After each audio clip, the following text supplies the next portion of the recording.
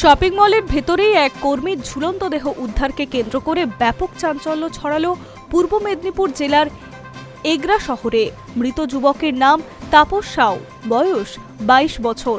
তিনি এগরা শহরের স্মার্ট বাজারের ওপরে ভূমি রেজেন্সির কর্মী ছিলেন। পুলিশ ও স্থানীয় সূত্রে জানা গিয়েছে, তাপস দীর্ঘদিন ধরে ওই শপিং মলে কর্মরত ছিলেন। শুক্রবার ভোরে মলের ভেতরেই তাকে গলায় ফাঁস লাগানো অবস্থায় দেখতে পান অন্যান্যরা। খবর পেয়ে দ্রুত ঘটনাস্থলে পৌঁছান এগরা থানার পুলিশ। পুলিশ মৃতদেহ উদ্ধার করে ময়না তদন্তের জন্য পাঠিয়েছে। এখানে কাজ করতো, সবই ঠিক ছিল, কিন্তু কি করে হঠাৎ মারা গেল আমরা তো জানি না। কিন্তু ইয়ার তদন্ত আমরা দরকার। এর মোবাইলে যে ওটিপি পড়ে গেছে ওটা খুলে লক খুলে কার সাথে কথা বলছে না বলছে সেটা খুলে জেনে নিয়ে তার উপরে একটু দোষারোপ করতে হবে।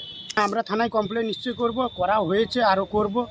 এখানে মোটামুটি মহল যতদিন চালু হয়েছিল, মানে উদ্বোধন থেকে ততদিন থেকে কাজ করছেন উনি ভালোভাবে। আমিও মাসে মাসে এখানে এসে ব্যাংকে গিয়ে টাকা দিতে আসতাম, তো এখানে দেখা করে যেতাম।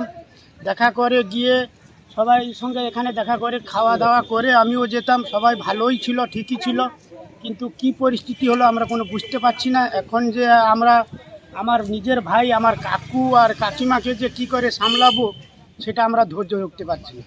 মৃত যুবকের বাড়ি মোহনপুর ব্লকের লালবাজার পলাশিয়া এলাকায়। প্রাথমিক তদন্তে পুলিশের অনুমান, প্রেম ঘটিত কোনো সমস্যার কারণেই এই চরম সিদ্ধান্ত নিয়েছে ওই যুবক। তবে আত্মহত্যার নেপথ্যে অন্য কোনো কারণ আছে কিনা তা খতিয়ে দেখতে পুলিশ নিহতের সহকর্মী ও পরিবারের সদস্যদের জিজ্ঞাসাবাদ করছে।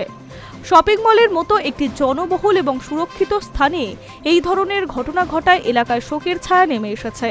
পুলিশ একটি অস্বাভাবিক মৃত্যুর মামলা রুজু করে ঘটনার তদন্ত শুরু করছে বলে খবর।